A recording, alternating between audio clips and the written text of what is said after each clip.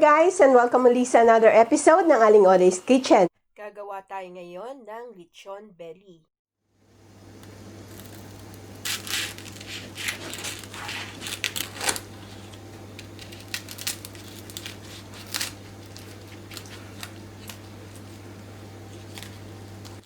And here are the following ingredients.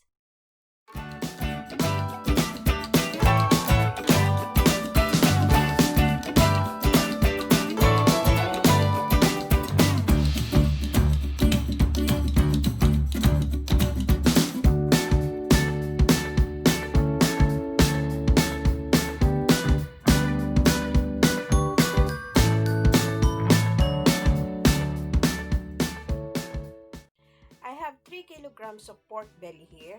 I-slice through natin sa middle. Papanipisin natin. Make sure na hindi kayo mag-through and through sa paghihiwa. So, take your time sa pag-i-slice. Tamang-tama itong panghanda ngayong New Year's Eve or any occasion.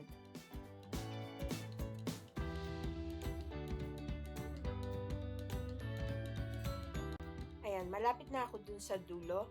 Iiwan natin ito para nakadikit pa rin siya.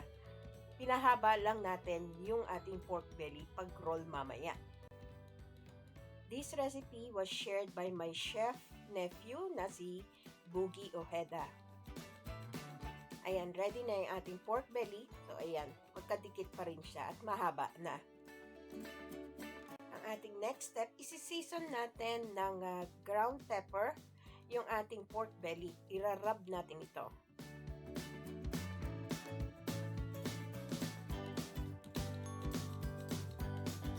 Ito sa other side.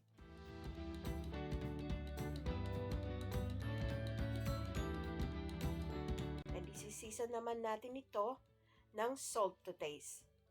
Huwag masyadong madami kasi maglalagay tayo ng fish sauce dun sa pagpapakulo. And next, yung ating lemongrass, yung ating tanglad, yung dulo, pinound ko na siya, pinitpi ko, para lumabas yung flavor. And then, i-roll natin ito tightly. Make sure na i-roll nyo as tight as possible.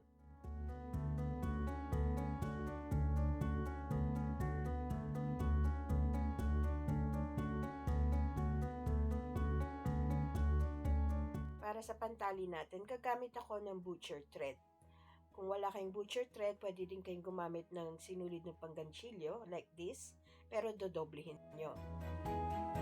From the bottom, ilalagay natin yung thread sa ilalim,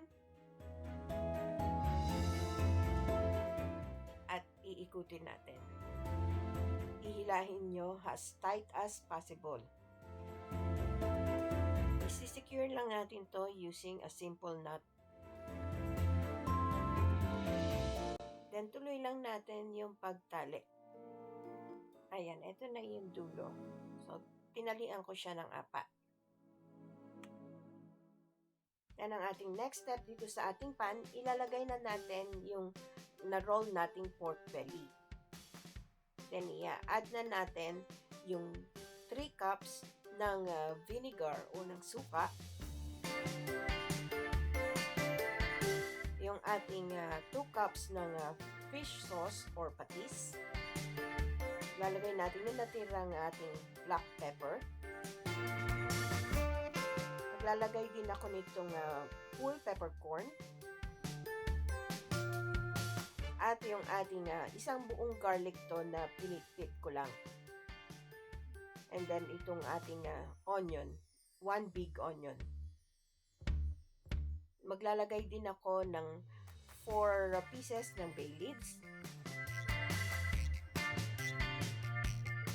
At maglalagay na tayo ng water.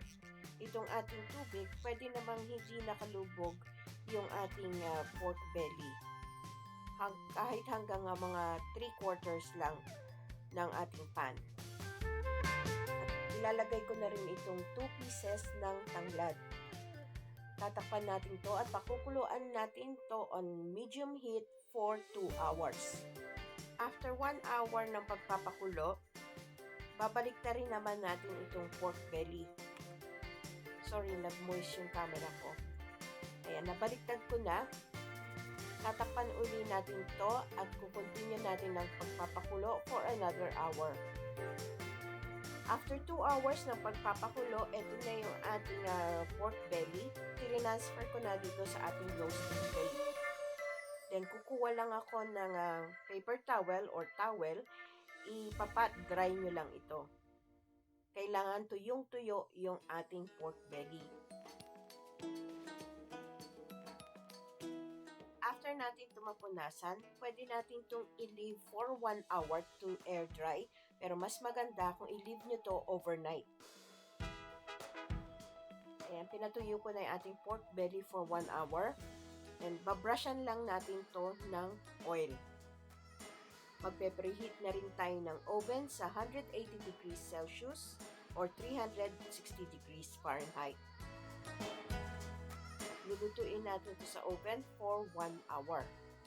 After 1 hour sa oven, pwede natin itong baliktarin para dito naman sa kabilang side. At i-increase natin ng heat sa 240 degrees Celsius. Ibabalik natin ito sa oven for another 30 minutes at 240 degrees Celsius. After 1.5 hours, ito na yung ating lechon belly. Talagang malutong yung ating lechon belly. And there you have it, our lechon belly. Best served with lechon sauce. Sana magustuhan nyo itong recipe na ito and share it with your friends. Don't forget to give us a thumbs up and subscribe to my channel.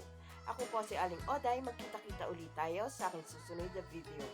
Salamat! Bye! Please follow me on my Facebook page, Twitter, and Instagram.